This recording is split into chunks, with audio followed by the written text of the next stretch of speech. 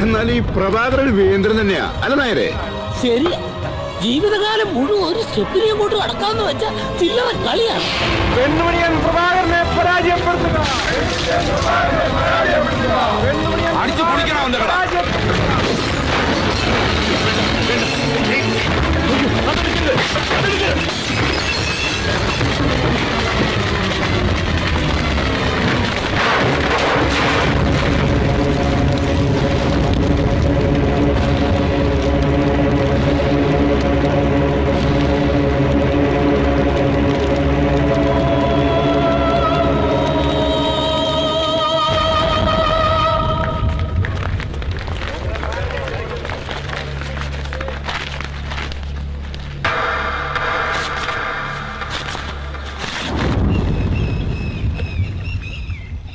പ്രഭാര,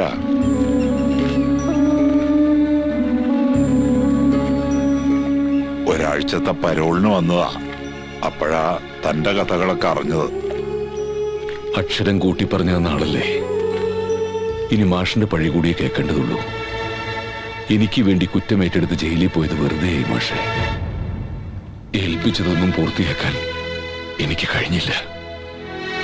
വീട്ടുകാരുടെയും നാട്ടുകാരുടെയും മുമ്പിലൊക്കെ തോക്കാം. പക്ഷെ സ്വന്തം മനസ്സിന്റെ മുമ്പിൽ തോറ്റാൽ പിന്നൊരാൾ ജീവിച്ചിരിക്കുന്നതിൽ അർത്ഥമില്ല. നിന്റെ സമരത്തിന്റെ വഴിയൊന്ന് മാറ്റേണ്ട സമയമായി പ്രഭാര. നേരിന്റെ രാഷ്ട്രീയം ഇല്ലാതാകുമ്പോ നിലവിലുള്ള രാഷ്ട്രീയത്തിന്റെ നേരെന്താണെന്ന് കണ്ടെത്തണം. ആ നേരിന്റെ അർത്ഥം പുതിയ കാലത്ത് ചതിയെന്നാണെങ്കിൽ അത് തിരിച്ചു പ്രയോഗിക്കാനും നാം മടിക്കേണ്ടതില്ല.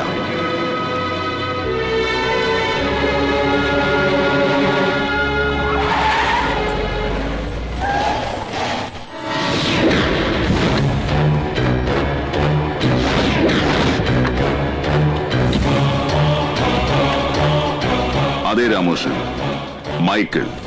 പക്ഷേ ആ പേരിൽ തന്റെ മകളെന്നെ അറിയില്ല. അവൾക്ക് ഞാൻ മൈക്കിൾ അല്ല, ക്രിസ്റ്റി തോമസ്. ആരാ രാമകൃഷ്ണ ഇത്? എന്റെ കയ്യിൽ ഉണ്ടായിരുന്നത് മുഴുവൻ നിനക്കും നിന്റെ പപ്പയ്ക്കും തന്നിട്ടല്ലേ ഞാൻ ഇങ്ങോട്ട് പോകുന്നത്. എന്റെ രാമകൃഷ്ണ, തന്നു തീർക്കാവുന്ന ബാധ്യതയാണോ താൻ ഉണ്ടാക്കി വെച്ചത്? പലിശ മാത്രം കണക്കൂട്ടിയാൽ തന്നെ താൻ തന്നത് മതിയാവോടോ? ഇനി ഈ വീടും പറമ്പും മാത്രമേ എന്റെ കയ്യിലുള്ളൂ. ദയവ് ചെയ്ത് എന്നെ ഉപദ്രവിക്കരുത്. തീർച്ചയായും മുതലായും പലിശയായുമുള്ള സകല ബാധ്യതകളും ഞാൻ അവസാനിപ്പിക്കാം. പക്ഷെ തന്റെ മകളെ എനിക്ക് വിട്ടുതരണം. അവളെ വിളിക്കേ പ്ലീസ്. എന്നോട് കരുണ കാണിക്കണം.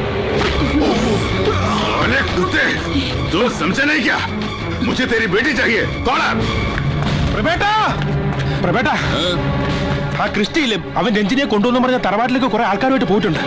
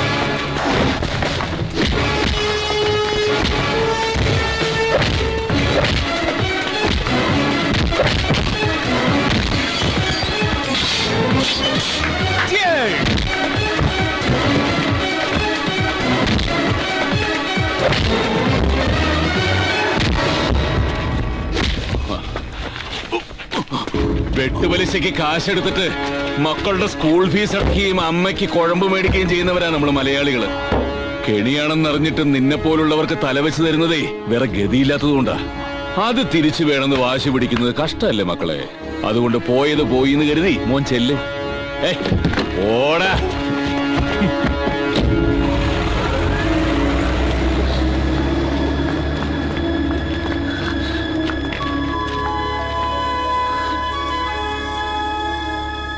കുറച്ചുനാള് ഞാനൊരു വിഡ്ഢിവേഷം കിട്ടി. നിന്റെ മനസ്സിൽ ഇടമില്ലെന്നറിയാതെയാ ഞാൻ ഓരോന്ന് കാട്ടിക്കൂട്ടിയത്. അർഹതയില്ലാത്തടത്ത് കയറിപ്പറ്റാൻ ശ്രമിച്ചത് അതെന്റെ തെറ്റാ.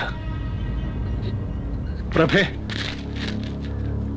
എന്റെ മോൾക്കൊരു അബദ്ധം പറ്റി എന്നുള്ളത് സത്യ. പക്ഷെ ഇപ്പൊ ഇവളുടെ മനസ്സിൽ നിനക്കൊരു സ്ഥാനമുണ്ട്. ഇവളുടെ തെറ്റ് പൊറുക്കാൻ നിനക്ക് പറ്റുമെങ്കിൽ. ഏയ്, അത് ശരിയാവില്ല.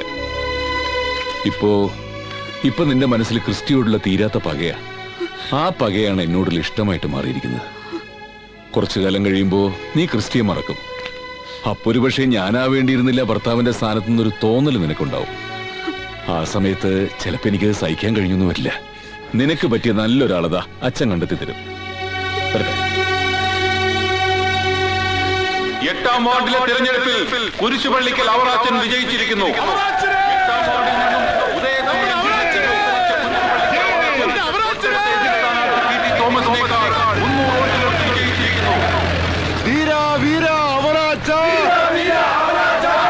ലക്ഷം ലക്ഷം പിന്നാലെ അവറാച്ചൻ സിന്ദാബാദ്, അവറാച്ചൻ സിന്ദാബാദ്.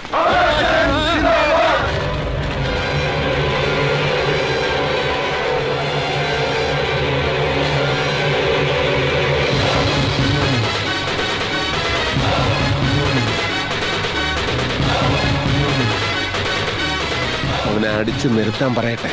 വരട്ടെ.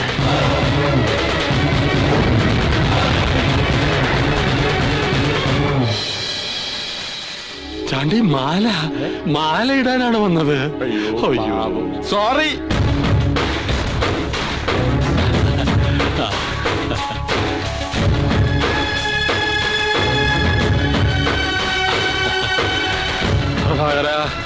സന്തോഷം.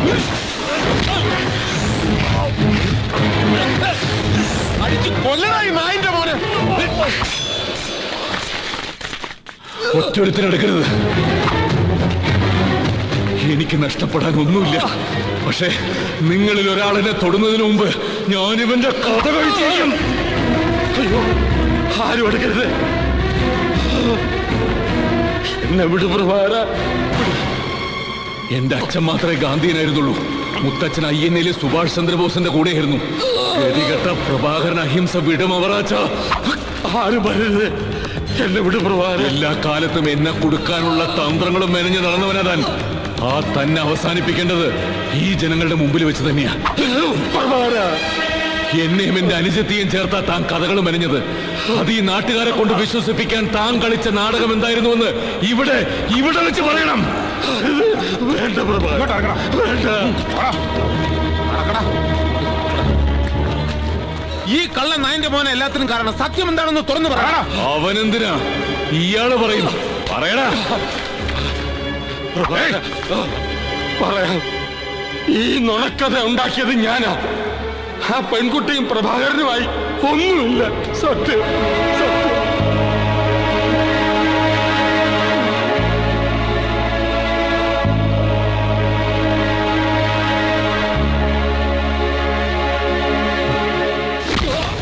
അവറാച്ച, താൻ എനിക്കെതിരെ എടുത്ത് പയറ്റിയതൊരു പഴയ അടവാ. എന്നിട്ടും താൻ തന്നെ അതിൽ വിജയിക്കുകയും ചെയ്തു. താൻ പറഞ്ഞത് മുഴുവൻ ഈ നാട്ടുകാരെ വിശ്വസിക്കുകയും ചെയ്തു. അതവരുടെ വിധി. അതുകൊണ്ട് തനിക്ക് തരാനുള്ളത് തന്നേ പറ്റൂ.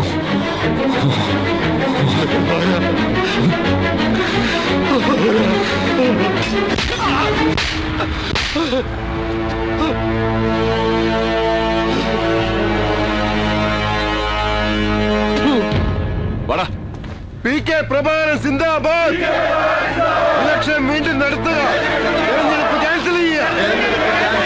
ഇലക്ഷൻ വീണ്ടും നടത്തുക. പി കെ പ്രഭാകരൻ സിന്ദാബാദ്. പി കെ പ്രഭാകരൻ സിന്ദാബാദ്. വേണ്ട. ഇടതായാലും വലതായാലും ആര് കൊളുത്തിവിട്ടാലും മുകളിൽ ചെന്ന് പൊട്ടാനുള്ള യോഗമേ ഇവർക്കൊക്കെ ഉള്ളൂ. മുൻപിൽ നിന്ന് വിളിച്ചു കൊടുക്കുന്ന മുദ്രാവാക്യങ്ങൾ ഏറ്റുവിളിക്കാൻ മാത്രം വിധിക്കപ്പെട്ടവരാണ് ഇവരൊക്കെ.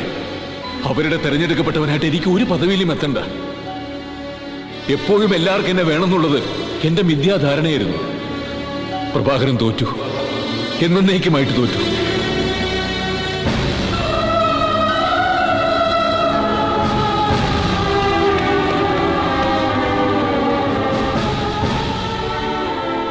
അമ്മ റെഡിയാവുന്നില്ലേ? ദാ സമയം പോണു. എന്താ അമ്മ ഇത്? ചെയ്യാത്ത തെറ്റിന് എന്റെ കുട്ടിയെ ഞാനും കൂടി പഴി പറഞ്ഞല്ലോ ഈശ്വര. സൂര്യനെയും ചന്ദ്രനെയും വരെ ഗ്രഹണം ബാധിക്കുന്നില്ല അവിടെ. ഞാനത് മറന്നു. അമ്മയും മറന്നേക്കേ. ആ കരുകൊള്ളൂ. ഓ ആ ഇതെവിടേക്കാ? ഒരു സമ്പൂർണ്ണ സായുധ വിപ്ലവത്തിന് ഇനി സാധ്യതയില്ല പ്രഭാകര.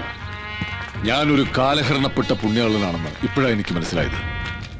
ഗാന്ധിജിയുടെ ഗ്രാമസ്വരാജ്, ഇനി അതാണ് എന്റെ സ്വപ്നം. ഞാനും നിന്നോടൊപ്പം ഇനി എന്നും ഉണ്ടാവും. രഘുപതി രാഘവ രാജാറാം പതിത പാവന. പ്രഭാകര, എനിക്ക് നിന്നോട് ഒരു പരിഭവമില്ല കേട്ടോടാ. ഇത് വാങ്ങ. ബുക്ക് സ്റ്റോളിന്റെ താക്കോല. നല്ല എന്തെങ്കിലും കച്ചവടം ചെയ്ത് അന്തസ്സായിട്ട് ജീവിക്കേ. ഒരിക്കൽ ഇഴപൊട്ടിയത് പിന്നെയും കൂടിച്ചേർന്ന ആ ബന്ധം ഒരു കാലത്ത് മുലയില്ലെന്നാണ് പറയാറ്. എന്നും നന്നായിരിക്കും. കോട്ടെ വല്യമ്മ.